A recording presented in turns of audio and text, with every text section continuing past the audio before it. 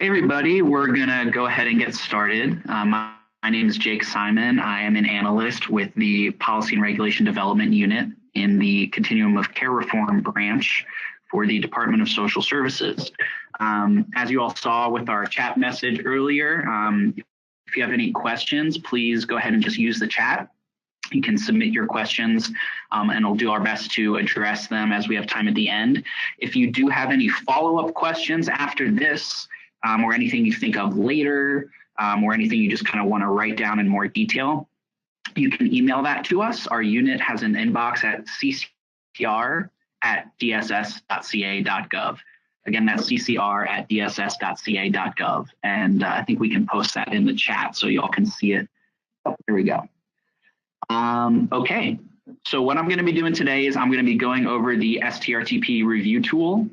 And basically, I'm just going to be discussing common areas where we often see providers needing to put in more work or provide more detail or provide a stronger explanation of what they're doing.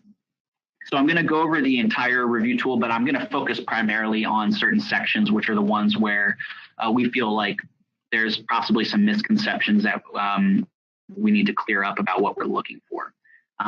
So with that said, I'll go ahead and get started.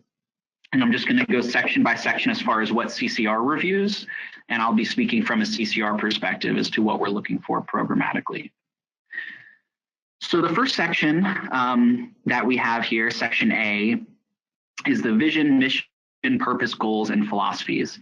This section, from our perspective, is relatively straightforward. We're kind of hoping to see here in this section providers explaining kind of their understanding of some of these big picture items that are really part of CCR. So for example, we ask to hear about the purpose, methods, goals, and philosophies of the program, how it's culturally relevant, trauma-informed, age and developmentally appropriate, etc. And what we really are hoping to see here is kind of providers in their own words discussing how and why their facility is culturally relevant, trauma-informed, age and developmentally appropriate. What does that mean to the provider? Giving an explanation, kind of giving the provider an opportunity to start the application off with an explanation from their perspective of how they understand these terms and how they apply them to their program overall. So from our perspective, when we're looking at section A, this is kind of for us like an overview of what is this provider all about? What is their underlying philosophy? How do they approach the project of running an STRTP? And what ideas and what mission and what vision underlies all of that. Another thing sometimes we don't see is we don't see sometimes providers giving a real thorough explanation as to just kind of the straightforward mission of an STRTP, which is to help get a youth to a position where they can step down into a lower level of care. We see some providers with applications that don't really seem to hit at that point.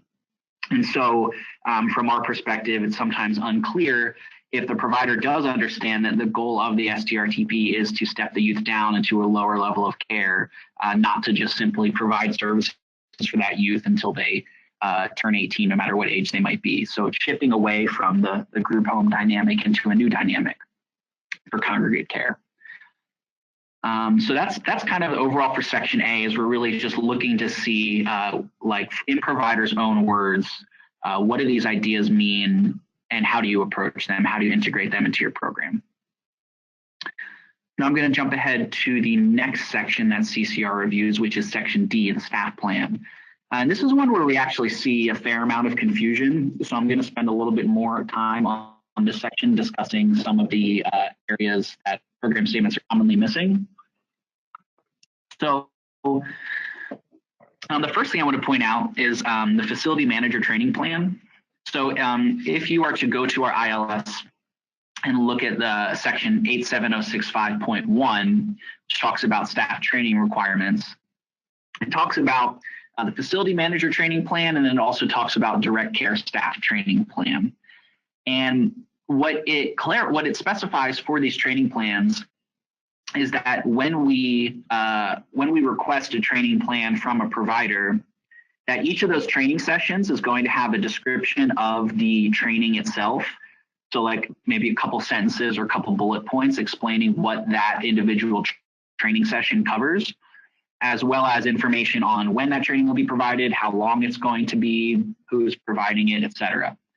So oftentimes what we'll see is kind of just a laundry list of training sessions, which is nice, but that list is usually missing that kind of detailed information, which can all be found in section 87065.1, specifically requesting the amount of hours per training session and a description of the training session itself. That's especially important, which I'll highlight here when we're talking about training related to SOGI related training or CSEC youth or other specialized populations. That's a really important area for us because as a lot of you probably know, when it comes to training staff on, for example, the needs of youth of varying SOGIs, there's a lot of stuff to focus on there. And there's a lot of stuff that isn't necessarily as straightforward as you might think. Some of it's very nuanced, like how do you approach a situation where you're not sure what pronoun to use with a youth? How do you handle that? How are staff trained to handle that? How are staff trained to respond to youth who might come to them with an issue related to their SOGI? Maybe a youth is coming out, or maybe a youth is dealing with anxiety because they had traumatic incidents at home due to their gender identity, for example, and relating to their relationship with their family.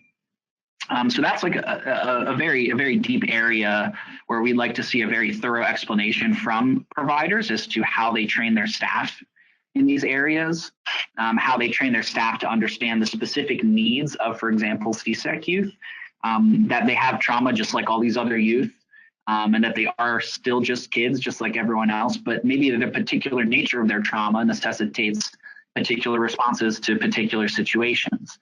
And so we're hoping to see from providers a very thorough explanation of all of their training sessions, but especially with how they train their staff with regard to specialized populations.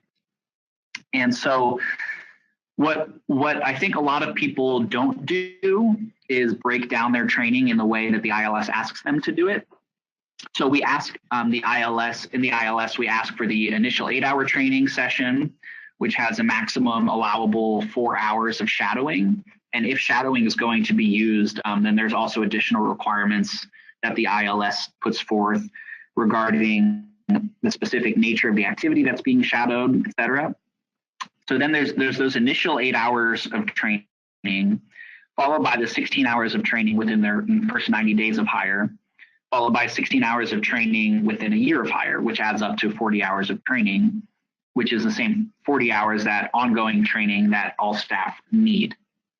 So what we're expecting to see when we look through Section D with regarding the training plan, we're hoping to see a breakdown that follows that pattern. So what makes up your initial 8 hours of training?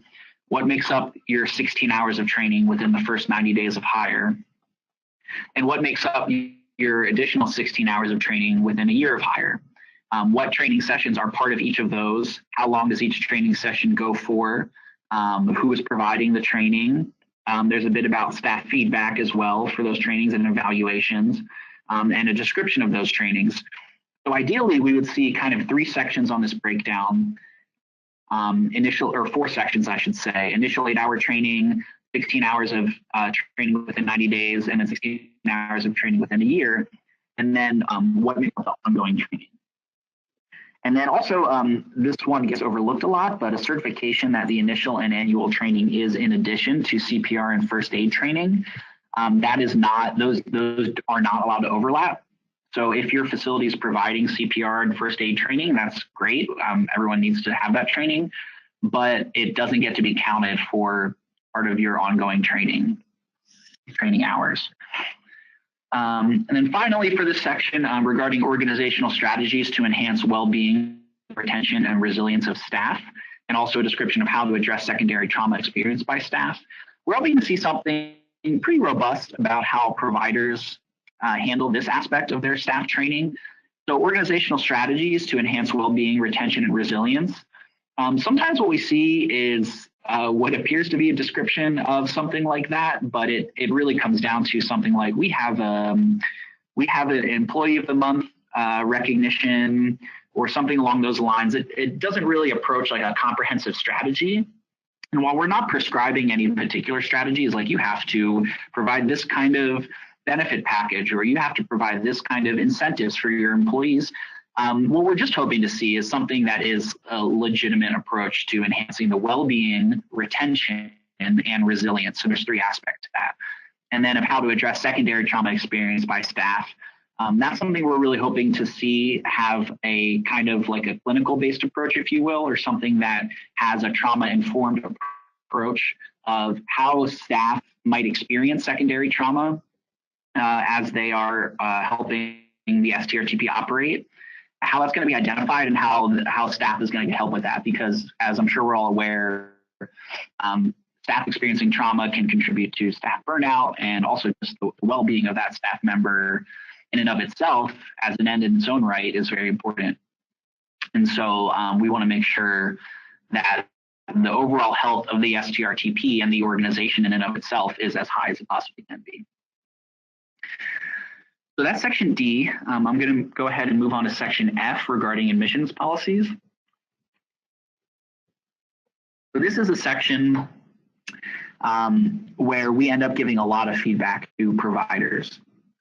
So the main issue that we run into when we're looking at STRTP applications is that providers are often giving us a list of populations that they do not accept. And our difficulty with this is that if a facility is going to be an STRTP, then that means that they are supposed to be able to care for youth who are placed into an STRTP.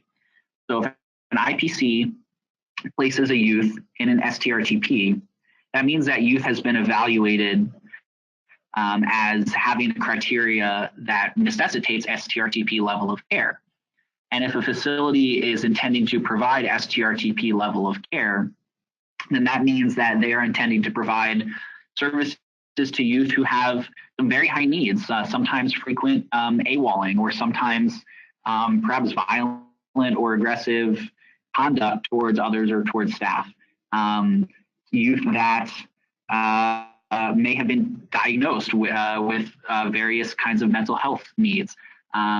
What we want to see from facilities and providers is a commitment that each youth will be assessed on a case-by-case basis. So what we're trying to avoid is having a situation where a youth has a particular label attached to them for whatever reason. So for example, a youth might be labeled a fire setter because maybe when they were 10, they lit a trash can on fire and it was a silly thing that they were put up to do by someone else. This is just an example I'm creating right now. But something where nobody was harmed, no massive property damage happened, nothing that would indicate that this youth is going to be a serial arsonist, for example. But that might go on their record as having set a fire, and then a facility may just decide right off the bat, without having interviewed this youth or met them, that their needs are too high or their needs are beyond what the STRTP can handle.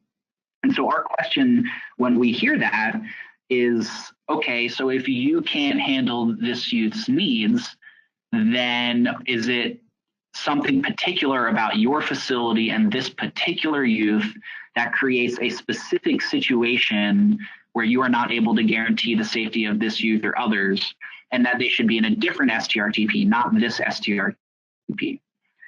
If that is the case, then we are hoping that providers will give us a robust explanation as to why that is the case. But oftentimes what we see is that providers don't believe they can meet the youth's needs because they believe the needs are too high. But as I explained earlier, if the youth is getting placed in an STRTP, then it's already been established that an STRTP is the place where this youth's needs are going to be met. And so if a provider doesn't think they can meet that youth's needs, then the question becomes, is this provider capable of being an STRTP if they can't meet the needs of STRTP level youth? And so that's why what we've put here on this section is we've requested a criteria for evaluating and assessing children or NMDs upon admission, followed by a comprehensive explanation of what characteristics a given youth may have that would preclude the facility's ability to provide treatment. So what is it that a facility would be looking out for that they would be unable to provide treatment for? And then how specifically is this facility going to assess or determine if a given youth possesses these characteristics? So for example, if this facility says we can't serve youth who have criteria X, how are we going to assess a prospective youth to see whether they meet that criteria or not? What is a specific procedure by which we are going to determine whether this youth meets those criteria, and then why the facility is unable to meet those specific needs? So if a facility has a certain setup where there are certain characteristics of youth that are categorically unable to be met by this facility, then we want to see a really good explanation as to why, because the approach that we are taking is that if a facility wants to be an STRTP, that they can and should meet the needs of STRTP level youth. However, recognizing that there may be a situation that arises where in a specific case that's not possible. And if that is the case, then we want to make sure we have a very comprehensive and thorough explanation as to why, because we do monitor all of this data regarding admissions, or as we'll get to a little bit later, 7-day notices, because we want to make sure that all of the youth who need STRTP level care are getting it, and that we're reducing placement changes as much as possible, because we all know how traumatic that can be. So additionally, in the section, we ask for the process for assessing children to determine commonality of needs, policies and procedures for developing an individualized transition plan upon entry. So that's the other thing about this section that's really important for us, that we're looking to see that from day one, facility is working with the youth to develop a transition plan, because as we discussed earlier, the goal of the STRTP is to step the youth down into a lower level of care so that they can eventually be with a family or some other kind of situation if they're old enough to live on their own or what have you. So overall, regarding this section, those are the biggest areas where we are often running into the need for a lot of revisions with providers. There's a few other things, little things like the medical assessment and physical examination requirements, including TB results. We don't need an affirmation that that's going to be the case. Sometimes we do see providers neglecting to specify about TB or neglecting to describe their procedures for their time frame for responding to referral agencies. We often see it written that responses will be provided in a timely manner or in some other phrase like that. And that's great that it'll happen in a timely manner, but that's not a specific time frame for us, because one person's timely manner could be 3 weeks and someone else's could be 2 days or less. So we are looking for a specific time frame on that. And that's generally a theme that you're gonna get from all of this, is that we often are asking for as much specificity as possible, as much detail as possible, so that we can get a very thorough and clear idea of the provider, the facility, of what the overarching perspective is. So moving on to section H, which is where we talk about removal transfer policies and procedures. So again, what we are concerned a lot about in this section is reducing placement changes as much as possible. And so similar to admissions, what we unfortunately see is that a lot of 7-day notices come in situations that we feel or have been evidenced to be situations that could have been resolved without 7-day notice, without having to disrupt these placement. So the biggest thing for us here is that providers are committing to holding a CFT with a youth prior to issuing any kind of 7-day notice per an ACL that we can link towards the end. I don't have the number off the top of my head. But what we're concerned about is that situation can arise where a provider or facility determine that a youth's needs can no longer be met, And so the 7-day notice is issued. And then there's all of the trauma associated with placement changes. And we have seen situations where a provider was ready to issue a 7-day notice, and we asked if a CFT was held, and a CFT was not held because the provider didn't really think it would be useful, that there was any point in it, because the situation was already too far gone.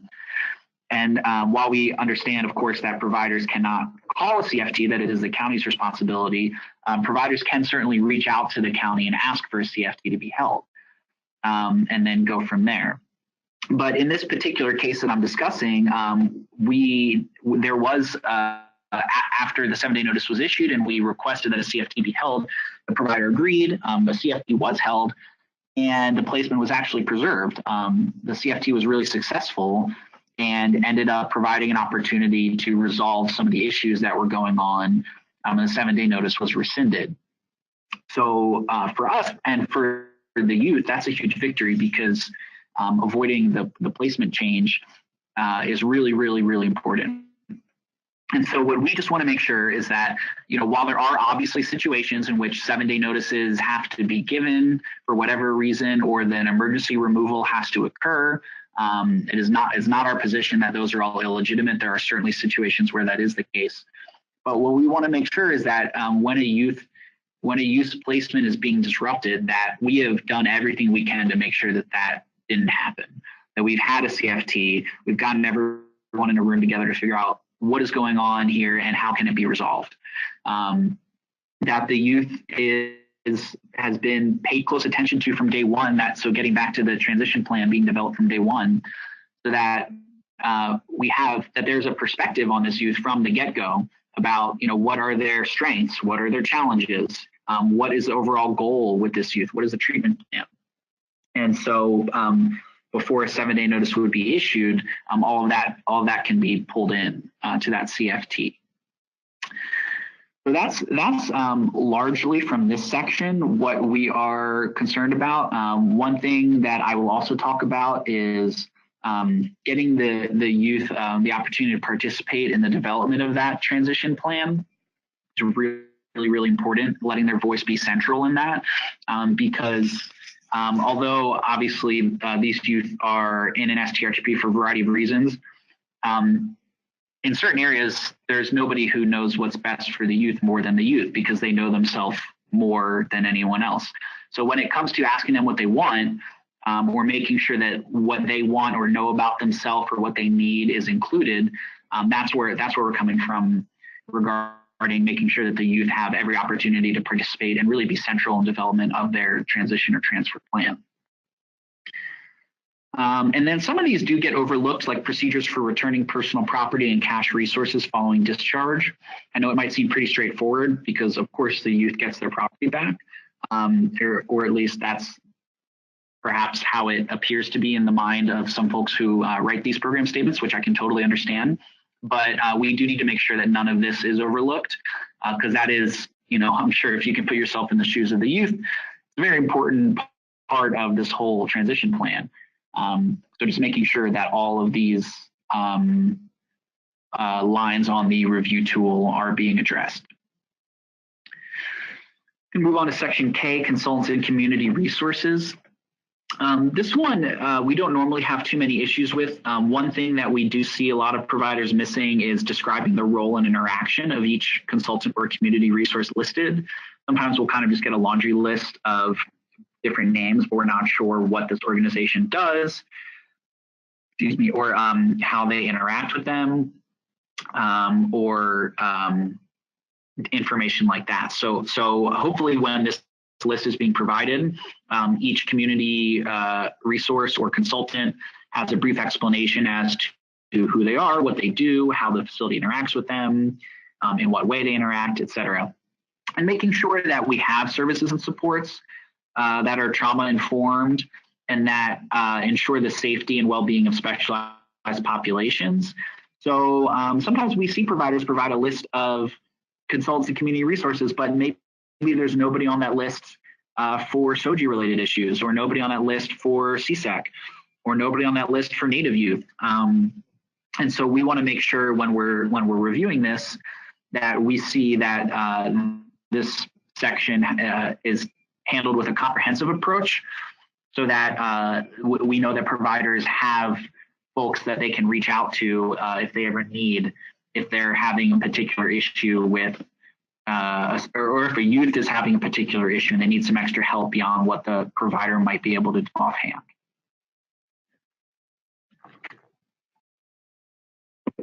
So section N, CQI, continuous quality improvement. This is one that's pretty hit or miss. A lot of providers have a really good understanding of CQI. I've seen some excellent CQI sections. Other providers, I think, have a more general idea of what CQI is, but aren't quite structuring their section with the detail that we're looking for. So for those of you who aren't as familiar with CQI, I'll give like a brief explanation of the general idea behind it. It's often referred to as like performance management by other folks. You may have heard of some techniques for this, like Lean Six Sigma or Kaizen or other ways of approaching performance management. So the idea underlying all this is, and this is a bit redundant, but it is continuous quality improvement. You're seeking to continually improve the quality of whatever service you're providing. So the way that you do that is, first you kind of just look at what you've got. You might map out your resources, you might map out your inputs, who you have on staff, what your staff does. It's just one way to do it. But the idea in general is to look at what you're doing, come up with some measurables that can indicate whether you're achieving your outcomes, and tie those outcomes to your overall mission. So for an STRTP, the overall mission, vision, and values, which is referenced right here, is kind of where you start. You know, facilities have different missions, visions, and values, but they're generally all along the lines of trying to meet the needs of these youth, help them step down into a lower level of care, provide them the services they need, etc. So that's all pretty straightforward. But then what we want to know from there is what are your outcomes that you're hoping to achieve? So specific outcomes, and I'll get to indicators in a second, specific outcomes associated with trauma-informed, culturally relevant services. So those outcomes are goals that the provider or the STRTP is trying to achieve. And so what we want to see is a link from the mission, vision, and values to those goals. And those goals, you know, might be something along the lines of, like, just to make one up off the top of my head, might be like ensuring that youth have the opportunity to heal from trauma. You know, that could be an outcome. You know, youth healing from trauma. And that's a great outcome. So, but as you all are probably thinking, you know, how does one measure that? How do I measure healing from trauma? It's not like a clear how many baseballs did we make this month? So what you need to do from there then is develop specific indicators that will allow you to assess whether you have achieved those outcomes. And then the idea is, by achieving those outcomes, you have then fulfilled your mission. So again, we've got the overarching mission. We've got the outcomes that we've defined as how we will assess whether we are achieving our mission or not. But then we need indicators tied to those outcomes. So what are the actual measurables that we are going to use to see whether we are achieving those outcomes? So we're kind of looking for like a 3-layer approach here. And a really good CQI section will start out by referencing the overall mission, vision, and values, then going on to explain what are the specific outcomes that the facility has identified as their main overarching outcomes. And we'll then go from there to give us a list of indicators per outcome, as in each outcome should have several indicators associated with it that will be measurable. So then what we can see as a department is that this provider has all of these things they're measuring. So for example, like one common measurement might be, you know, length of stay. What is the average length of stay for a youth? And maybe that'll be tied to a particular outcome of like, you know, stepping youth down to a lower level of care in a timely manner. And so one indicator associated with that outcome might be average length of stay. So what we're hoping to see from a facility is a comprehensive list of indicators, and then which outcomes those indicators are tied to. The part where we don't really see as many issues, because this is more straightforward, is how the facility will review, analyze, and interpret the data and use that to improve policies and procedures, describing how they will evaluate those results and provide them to the department. That's pretty straightforward, and I think a lot of people understand that. Once you have data, it's, you aggregate it, you look at trends, you put it together in a report, you can send it out to stakeholders. So that part I'm not as concerned. But I think what we often see is that providers are submitting a continuous quality improvement plan that is deficient in usually one of two ways. The first way is that there's a lot of indicators thrown out there, and that's great, but they're not tied to any outcomes. They're not tied to a mission, vision, or values. And they're just kind of a bunch of measurements, some of which don't necessarily seem that relevant to measuring what we would expect them to be measuring. So, so that they may be relevant in some ways, but it's not always obvious. And unless there's an explanation as to how these indicators are tied to outcome and mission, then it's not always clear to us when we're reading it. Another way that this is often deficient is that sometimes the CQI plans are submitted without any indicators at all. And it's just kind of an overarching approach of here's how we will handle CQI, here's how we will measure things. We will take measurements in these areas, but there's not like a specific explanation of here are the indicators we're using, here are the metrics we're using.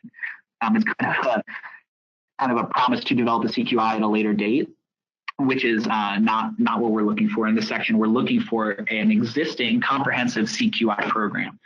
And we recognize that all these programs are different providers are going to take different approaches to CQI, and that's fine. We're not prescribing a specific CQI program, but we are asking that providers follow the overall method of CQI, which again involves taking your mission, describing the outcomes that are associated with that mission, how you'll be achieving your mission, and then giving the indicators that are tied to those outcomes. So explaining how we're going to actually measure those outcomes to make sure we're achieving them. So that's the plan of operation. We're going to go ahead and move on to the program statement and go through the various sections that we cover there. So first, for the population to be served, some of this is going to be a bit redundant regarding what I discussed with the admissions policies, but there's some other information here as well. So again, straightforward, we're asking for the age range, sex, gender, and populations to be served by the facility, including whether the facility serves child welfare, probation, both, privately placed youth, etc. So again, that pertains to everything I said about section F regarding categorical exclusions and how facilities look at the different populations that they are planning to serve, hoping to serve. But what we really want to see more of, which some providers do a great job at this, are very thorough with it. Others, we just need more information, is about the practice models or interventions that will be utilized to serve specific populations, including a description of evidence-based or trauma-informed interventions. So what we're looking to see here is kind of like, what is your bread and butter when it comes to certain specific populations? Like, what is the approach that you take, for example, with CSEC youth or with youth of varying SOGIs? Is there like a comprehensive treatment model that this facility uses to try to ensure that they are serving youth with maybe more specialized needs to the best that they possibly can? And so what we're hoping to see is like a description of the treatment model, practice model, or intervention, and then an explanation of how that is actually utilized. Continuing here, how facility programs will support differing needs of children, NMDs, and their families. Often the families part is overlooked there, but I just want to call that out because we often do have to request that providers edit their application to include that information because it's often overlooked. And then this one, for licensees that intend to specialize in care for children having a propensity for behaviors resulting in harm to self and others, describe how the facility shall take precautions to protect child or NMD and others. I know that box starts out with a parentheses, and so sometimes people just kind of skip over parentheses, but there are a lot of facilities that do intend to specialize in care for children with a propensity for behaviors resulting in harm to themselves or others. With STRTP level youth, that's not incredibly uncommon. So unless a facility intends to not specialize in care for those youth at all, which is not usually the case, we're really hoping to see a good explanation there about, how do you ensure that everyone's going to have their safety protected. So Section 4, core services and supports. As you all probably know, our ILS outlines our 5 core services. So this one should be pretty straightforward and generally is not terribly problematic. This is one of several sections that I'll be getting into coming up, where the biggest issue that we see is just lack of detail. So we often see providers, they describe the 5 core services. Oftentimes they give a pretty thorough explanation of each service and how it is provided, whether it's provided on site, whether there's contracted out to someone else, and if so, making sure that that agreement is attached. That's also a theme you'll see throughout here. Anytime that there's going to be services that are contracted out and are not being provided by the facility directly, we're hoping to see those agreements and a reasoning for why they've been contracted and how the facility is going to ensure that whoever is providing those services is doing so to the appropriate degree. Again, ensuring that all of this is trauma informed. That's something that we think providers could definitely be adding a lot more information on, is how they're ensuring that all of their approaches in these different core services, and later as we'll get on to like planned activities and other things like that, that this thread of being trauma informed is running through everything, because that is absolutely crucial to the approach that STRTPs are being asked to take. Another one that gets skipped over a lot is active efforts pertaining to ICWA. If you need a definition of active efforts, because there is a technical definition for that, there is a website, I believe it is NICWA, as the organization that has a lot of information about ICWA. But if you're looking for that information, you can find that on a variety of different websites of organizations that deal with ICWA, a more comprehensive explanation of what specifically active efforts require. But just please do ensure in the core services section that you're giving an explanation about active efforts. And then, of course, just ensuring that services and supports are going to maintain confidentiality, privacy of information. This is where we hope to see policies and procedures that do ensure all of that. Oftentimes providers overlook that because I think it's because it's one of those things that is kind of just assumed that it happens because we all understand, people's medical information or other confidential information is very important to keep private. But we do need to know, what are your policies and procedures to ensure that. Section 5, trauma-informed interventions and treatment practices. Trauma-informed care has been a thing that we have done a lot of work on with CDSS, and we know that providers have heard a lot about it as well. So if anyone needs additional resources for understanding what it means to be trauma-informed, you can email us and we can help connect you to additional resources. My colleague Sarah Dixon is working a lot on that, trauma-informed, and so we can definitely get you connected to additional resources if you do feel that you need them. But this is kind of where we're hoping to see providers give a really thorough explanation about what it means to be trauma-informed and how that underlies all of their treatment approaches. This is a place where you can go into more detail about the training that staff are supposed to receive regarding trauma-informed care. So again, including the length of training, who's providing the training, their qualifications, et cetera. So if there's any more information to be provided beyond just a couple bullet points that might have been provided in Section D, we would really love to see that. Again, trauma-informed interventions that will be used, so evidence-based practices, culturally specific healing practices, practices for specialized populations, and again, this bit about enhancing the well-being and resilience of children, entities, and families. Another one that I think gets overlooked a lot is identifying the observable behaviors that will be evaluated pertaining to the effect of trauma-informed services. So what exactly does a facility look for? And what are a variety of observable behaviors that will be evaluated? And using that as an opportunity to demonstrate that providers understand the different ways that trauma can affect youth and different behaviors that traumatized youth can exhibit as a result of their trauma. So, so yeah, just making sure that one's not overlooked. As I probably mentioned at the beginning, but just in case anyone joined in the middle, there are some lines that I'm not going to address directly because I find them to be relatively straightforward, and I don't see that we have a big problem with providers not understanding it, given our limited amount of time. So just to reiterate, if anyone does have any further questions, they can send them in the chat or they can send them to the CCR inbox. Section number 6, the needs and services plan.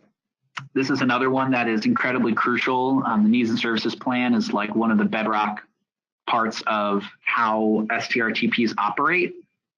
So this is another one where we want to see policies and procedures to ensure that the youth's voice is central in the development of the needs and services plan. This is really, really important because if the youth isn't involved in the development of their needs and services plan, it's a lot harder to envision it being as successful as it could be. If the youth is heavily involved in the needs and services plan, then they have a lot more ownership over the process. Their voice and their wants and needs are factored into the process.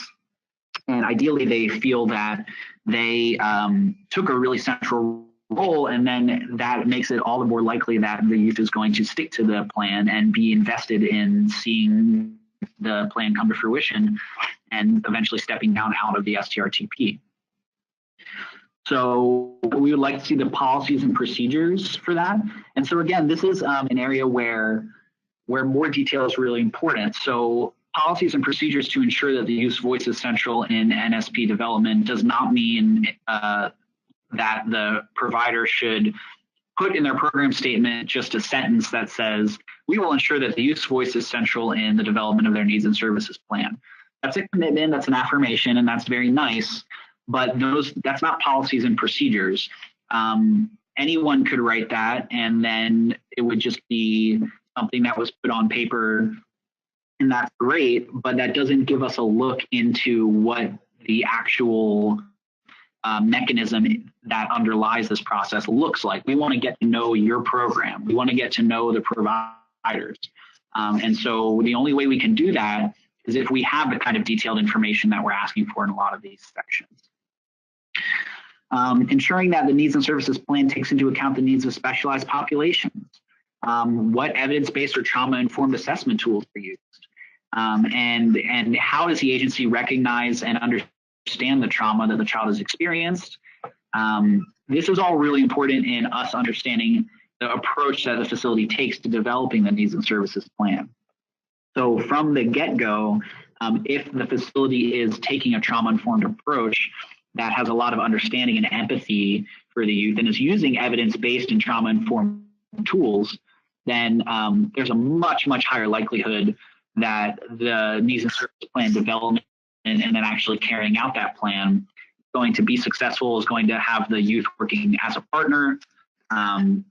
So that's something that we're looking for, is kind of what is your approach to all of this. Another thing that we see sometimes is a commitment to update the needs and services plan. It's written monthly or whatever the provider often writes. And I know this might seem a bit nitpicky, but it does need to be updated every 30 days. Writing monthly might sound like 30 days, and usually it is, but monthly doesn't necessarily mean that. So if I update something monthly, and if I update it on the 5th of one month and the 17th of the next month and the 30th of the next month, that's technically doing it once a month, but it's not every 30 days. So I would just like to reiterate, just to save everyone some time, it does have to be every 30 days. So just please be explicit with that in program statements. And then, of course, time frame and plan for transitioning the child to a less restrictive family environment, ensuring consistency with the case plan. I think that's all relatively straightforward. We don't often see issues with that. How the procedures support reasonable, prudent parent standard. That I feel could be elaborated upon a bit more.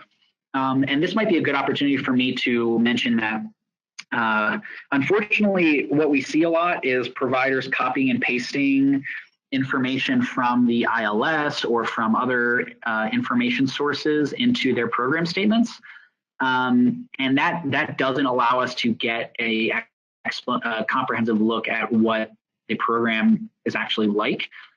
So for example, with a reasonable prudent parent standard, there's websites out there, including on the social services website, that explain what that standard is. But that doesn't mean that a facility should just copy and paste that and then put it into the program statement and then say, here is what the reasonable prudent parent standard is, and we will apply it. What we're hoping to see is how your procedures for developing the needs and services plan take into account a reasonable prudent parent standard. So how does that affect, the plan's development? And then, of course, procedures identifying how children NMDs will be assessed and the frequency of assessment. Section 7, planned activities. So again, this is a section where we often get, it's a bit too general. We're looking for written plans for activities, written plans for physical activities, leisure time, education activities. Who is involved in the activities? What about individual activities versus group activities? Clear plan for activities that meet the training, money management, personal care, and grooming needs. And then also explaining how facilities and providers are going to take into account the needs of youth of varying SOGIs or youth with other specialized needs. Involvement of the youth in developing the planned activities or opportunities for individualized youth-directed activities. It seems like sometimes providers see this section and they just think it's an opportunity for them to list all the different things they do, which is great, but we do have a framework here that we're hoping that everyone's going to follow. And then one thing I'll just say is about the sample daily activity schedule. It is in the ILS that the providers or facilities are supposed to be displaying a schedule for the youth every week so that the youth can see what's coming up that week, what are the activities going on, and when are they happening. And so given that facilities are already supposed to be doing that, and I'm sure already are doing that, what we want to see is just a sample daily activity schedule for 1 week, including weekends and holidays. So it could just be literally any week, and then maybe like a holiday schedule, but just one that you've already been using and just send it over to us. And that should be like looking exactly like what the youth are seeing. And so hopefully it's giving a specific list of activities and not just kind of a general, this is activity time from, 6 p.m. to 7 p.m. We're hoping to see just an example of literally what a youth would see if they went up to the weekly schedule and took a look at it to see what they had coming up that week. Services during placement and post-permanency. This section we don't often have too many issues with, but we just need a lot of detail and information. So how are additional services and supports arranged for? What are the timelines of when facility stops and starts services post-permanency? Just what is the actual time frame? That's another one where we're looking for a specific time frame. If that time frame is as long as the youth needs it, then that's what you can put in there, but just with an explanation of how it will be assessed that they no longer need it and you can stop the service. So just so that we can all be clear on all of that. Section 9, the CFT section, is also extremely important. What we find too often is that providers just kind of give a brief overview of here's what a CFT is, and we hold CFTs, and it's kind of just a rushed explanation. What we want to see, because CFTs are so crucial to the operation of STRTPs and the success of CCR as a whole, that we want to see a very thorough and comprehensive explanation of how CFTs are approached from the facility's perspective. So understanding the county's responsibility in the CFT process, but then also understanding the facility's responsibility. So how will the facility be an active member of the CFT? Who is going to participate? What are the debriefing procedures? How do they evaluate effectiveness to determine better outcomes? How will the provider take an active role in initiating a CFT if needed? So again, that means, while it is up to the county to call a CFT, we need providers to understand that it is their responsibility to look out for the youth in their care, and that if a youth needs a CFT for whatever reason, that the provider will be actively reaching out and requesting one. Also, how the facility is going to advocate through CFTs to support youth with varying SOGIs, also to support and advocate for CSEC youth and their families in order to avoid re-victimization. Again, this is not asking for an affirmation on these two things. This is asking for a description of how the provider will actually do this. So how is the provider going to approach a situation where there might be some, I don't know, for example, there might be some volatility in a CFT meeting depending on, for example, the youth SOGI and one of their family members not approving of that. That's just one example. But overall, the concern is to see how the provider in this section is going to take an active approach to identifying the needs of the youth, supporting those needs, and doing so in an active manner, not just kind of treating CFTs as a regular chore that have to happen and it is what it is, and then once it gets done, you can forget about it. Section 10, identification of home-based care, don't really have too many issues. I think that one's pretty straightforward. It's just policies and procedures for working with counties or FFAs to find permanency. And the same goes for section 12. Providers don't really have an issue understanding, just explaining their policies, procedures, and rationale for participating with initiatives like QPI. So I won't spend too much time on those in the interest of time. Personal rights. Personal rights, again, I find it to generally be pretty straightforward, but it is really important. Providers are giving a detailed explanation of, where are the rights posted? How often are youth, do they get a check-in to remind them of their rights? How are youth and families informed of how to file complaints and all of that? So just not overlooking that section, because for a youth, it's really important to know their rights. And to know what they can and can't do. And so accreditation, I just like to cover a brief, I think, misunderstanding that facilities often have. What we often get on accreditation is a letter from the accrediting body certifying that the facility is accredited, and that's great.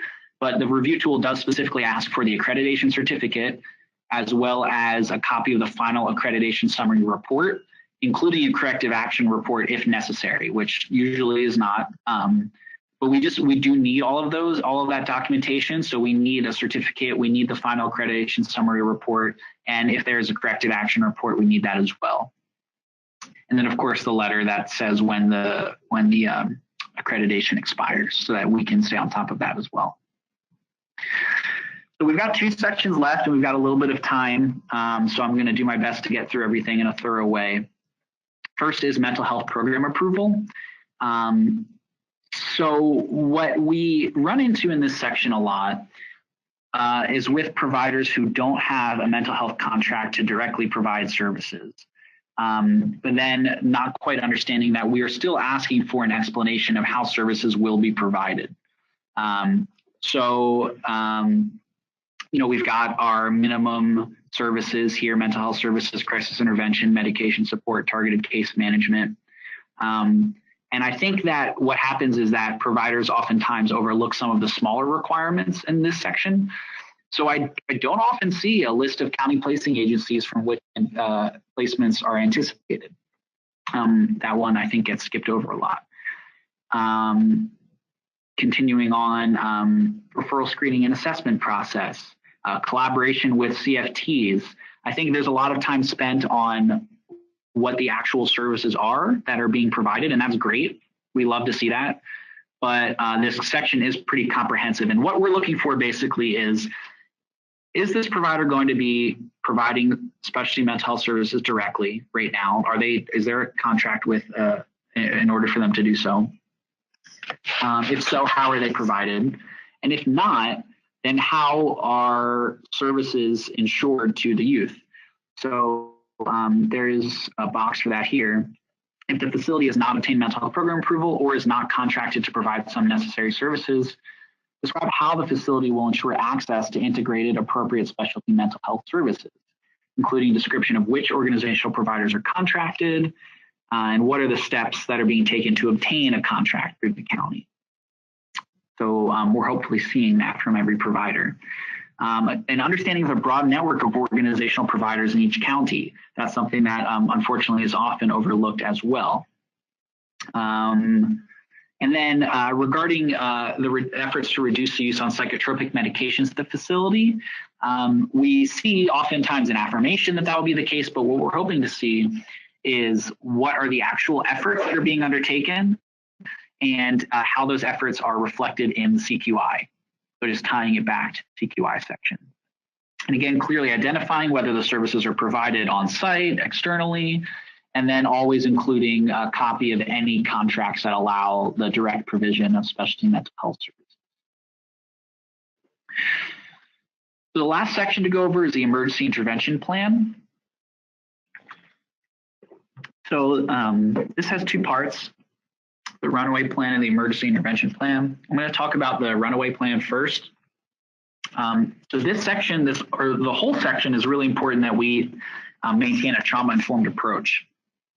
And so we want to know how the staff will respond to a runaway youth in a trauma-informed manner, including how SOGI or other specific characteristics are taken into account. So, that includes seeing hopefully a description from the provider of how they get to know the youth's particular needs, particular triggers. And so, let's say just hypothetically, there's a youth who has developed a strategy to deal with their frustration, that when they feel frustrated, they go take a walk, just hypothetically. And let's say a situation arises where that youth is unaccounted for. We would hope that the provider would know that this youth has started adopting this strategy of taking a walk when they're feeling frustrated. Maybe they have a particular place they like to go to or a particular route that they take. And so hopefully seeing that if this youth is missing, that the provider would use their specific knowledge of this youth to say, oh, well, maybe they got frustrated and they went to take a walk. Let me go check, wherever they like to go. And so this is just one example, but the idea is just because a youth is missing, we want to see like a comprehensive approach to dealing with that, meaning not necessarily just reacting right away and calling the police if that doesn't seem like the smartest thing to do based on the needs of the youth. So what we're hoping to see is how these runaway plans are going to be developed in a way that takes each specific youth's strengths and needs into assessment. So also how the facility is going to work to create an environment that the youth wants to be a part of. So what we unfortunately see is sometimes facilities kind of throwing up their hands with the youth and saying, well, this youth is a constant runaway. We can't deal with it. We can't keep them from running away. So we have to give them a 7-day notice. And there are a lot of questions I would ask if I heard that. So I would say, like, what are you doing? Why is the youth running away? And what is it about your facility that you might be able to change to help the youth want to stay in the facility? So maybe instead of running away if a certain situation occurs, maybe trying to develop an alternative plan. Like maybe there's a staff member that they have a particular connection with. Maybe they can go to that staff member and take a walk with the staff member, or come have a snack with them. Or, these are just very general ideas, but I think you understand the approach that I'm trying to get at, which is that there are trauma-informed strategies that we are hoping to see facilities develop so that they can create an environment that the youth wants to stay in, wants to be a part of, doesn't want to run away from. Maybe they feel actually like they have some trust there. They feel a part of the family there. And so also how are we going to ensure that the youth placement is preserved? Meaning that if a youth, if a provider is writing that if the youth is unaccounted for and they are absent without leave, and we can call the police after a certain amount of time, and then if they don't return within a certain amount of time, then their belongings will be packed up and their placement will be closed. Obviously, at a certain point, if a youth is no longer with your facility, then their placement is closed. But that's not an appropriate or trauma-informed reaction right off the bat to a youth running away. What we're hoping to see is that if a youth is unaccounted for, that the trauma-informed approach is trying to figure out what actually is going on with that youth, why are they engaging in this behavior, and what can we do as the STRTP to try to mitigate this situation in a way that works for everybody, in a way that preserves their placement, in a way that avoids re-traumatizing the youth. So that's the runaway plan. And then moving on to the emergency intervention plan, but kind of tying between the two of them, we want to see what are the policies and procedures concerning how and when to involve law enforcement in response to an incident on the facility. So we're looking for like a comprehensive approach on that. So kind of maybe just a section dedicated to when would law enforcement be contacted, why, and how is the agency going to utilize trauma-informed practices to try to reduce law enforcement contacts as defined under AB 388. This is one that gets missed a lot. What are the name and qualifications of the behavior management consultant who assisted in the plan preparation? We do need to see the individual's name and their qualifications. Every single emergency intervention plan, section 22 that we get should have the name of an individual and their qualifications who assisted in this plan preparation. So we're hoping to see that a plan is going to be appropriate to the client population, not re-traumatizing them, justifying that any restraints that might be used are reasonably applied to prevent assault, that they'll be ceased as soon as the danger has been averted.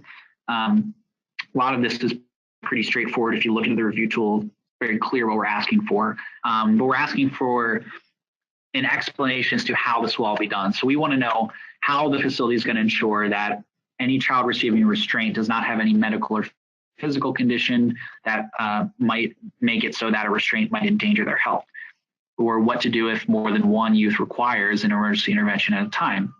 What I'd like to talk about for an extra second are the procedures for reintegrating the child back into the facility routine after an emergency intervention. This does not mean asking for a provider to explain that after an intervention occurs, the youth will be reintegrated into the program, the next day or something like that. It's a very general approach. We're looking for something that actually takes into account the nuance of the situation. So let's say like a youth and another youth get into a physical altercation, for example. How is let's say like one youth instigated, the other one was just a victim, for example. In this example scenario, how is the youth going to be reintegrated into the facility routine if there was an emergency intervention that occurred and if a staff member had to place hands on that youth? That's pretty serious. That's pretty traumatizing for everybody involved. And so what we want to know is, how will the youth be reintegrated? So what are the policies and procedures? Is there like a debriefing session afterwards? Is there like a group therapy session? Or what does a facility do to actually deal with and address the situation that occurred, not just simply treating it like business as usual and then you're back into the program without any kind of approach to work out the issue and maybe use it as an opportunity to heal for everybody. So that's really, really important. And then finally, on this section, I would just close by reiterating these last two bits, the procedures for the biannual review of the use of emergency interventions, and then also the procedure for approval by the board of directors. ILS section 87095.22 and 87095.24 talk about emergency intervention plan, and you can find more information on that. But just making sure that all of these boxes are actually addressed. None of these can be overlooked. It is all important, and we have it all up there for a reason. So just making sure that, especially with something as important as the emergency intervention plan, that they are all addressed. So that's the STRTP review tool. With that, I am going to take a look now at the questions that have been posed. So I see a question here. Is there a resource available for standard set of outcomes trauma-informed care, cultural relevance, etc.? I don't have one that we publish as a department for a standard set of outcomes regarding CQI. But what I can do is talk to some of my colleagues and see if there's anyone out there who's at the forefront of trauma-informed care that do publish like a CQI approach to trauma-informed care. That would be a really great resource. So I will take a look at that and see if there's anything that we can provide. But what we're generally hoping to see is that providers are coming up with their own CQI programs. Obviously, looking elsewhere for ideas and resources is great, and we certainly encourage that. But we don't have like a standardized CQI that we in the set of indicators that we provide anybody. So I believe that's the only question I received. So with that, I will close up. Again, if anyone has any additional questions, please submit them to ccr@dss.ca.gov. Again, that's ccr@dss.ca.gov. And thank you very much. Have a nice weekend.